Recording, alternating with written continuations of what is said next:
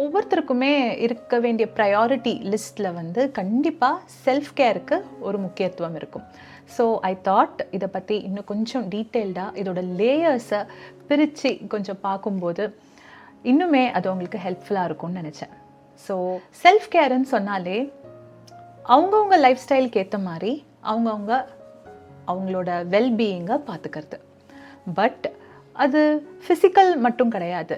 Mental அப்படின்ற ஒரு aspect எடுத்துகிட்டு வந்தாலும், மென்டல் ஹெல்த்ன்ற ஆஸ்பெக்ட் எடுத்துகிட்டு வந்தாலும், அதை தாண்டி இமோஷ்னல் ஆஸ்பெக்ட் இருக்குது, இன்டெலெக்சுவல் ஆஸ்பெக்ட் இருக்குது, சோஷியல் ஆஸ்பெக்ட். ஸோ இந்த மாதிரி டிஃப்ரெண்ட் லேயர்ஸ் இருக்குது செல்ஃப் கேர் அப்படின்ற ஒரு கான்செப்டுக்குள்ளே. ஃபர்ஸ்ட் டிவிஷன் ரொம்ப ரொம்ப முக்கியமான ஒரு டிவிஷன் வந்து emotional self care.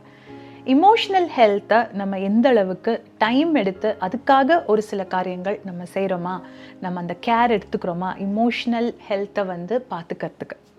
So emotional ஹெல்த்துன்னு சொல்லும்போது நமக்கு இருக்கிற சில ஃபீலிங்ஸ், நம்ம எதனால் அந்த ஃபீலிங்ஸ் எல்லாம் இவ்வளோ டீப்பாக நம்ம வந்து உணர்கிறோம், என்ன ரீசன், எனக்குள்ளே என்ன மாதிரி தாட்ஸ் வந்து ரொம்ப டாமினண்ட்டாக இருக்குது, எந்த மாதிரி எண்ணங்கள் நான் யோசிக்கிறேன், அண்ட் எதனால் எனக்கு இந்த மாதிரி தாட்ஸ் தோணுது, இமோஷ்னலாக எனக்குள்ளே நான் நிம்மதியாக ரொம்ப காமாக ரொம்ப கம்போஸ்டாக நான் ஃபீல் பண்ணுறேன்னா. ஸோ இந்த மாதிரி சில செக்ஸ் எல்லாமே இமோஷ்னல் செல்ஃப் கேர்க்குள்ளே வரும்.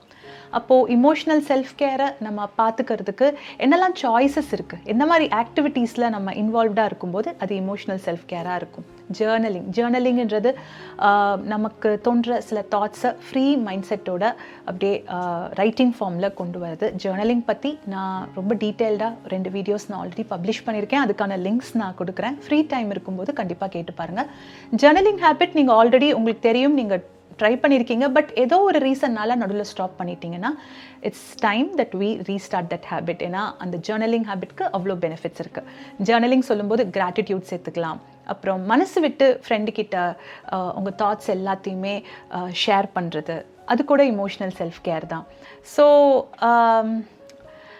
நம்மளோட ரெஸ்பான்சிபிலிட்டிஸ், குடும்பத்தை பார்த்துக்கிறது, நம்மளோட ஜாப்ஸ், கமிட்மெண்ட்ஸ், இது எல்லாத்துக்கும் நடுவில் கொஞ்ச நேரம் ஒரு 15 மினிட்ஸ் ஒரு 30 மினிட்ஸ் வந்து நமக்காக, உங்களுக்காக நீங்கள் ஒரு டைம் ஒதுக்கி உங்களுக்கு பிடிச்ச காரியங்களில் நீங்கள் ஈடுபடுறது கூட இமோஷ்னல் செல்ஃப் கேரில் வந்துடும். ஸோ இந்த ஆக்டிவிட்டீஸ் எல்லாம் உங்களோட லைஃப் ஸ்டைல் பொறுத்த மாதிரி ஏதாவது 1-2 சூஸ் பண்ணி உங்களோட செல்ஃப் கேர் ரொட்டீனில் இதையும் சேர்த்துக்கோங்க. ஸோ தட் உங்களோட இமோஷ்னல் வெல்பீயிங் சூப்பராக இருக்கும்.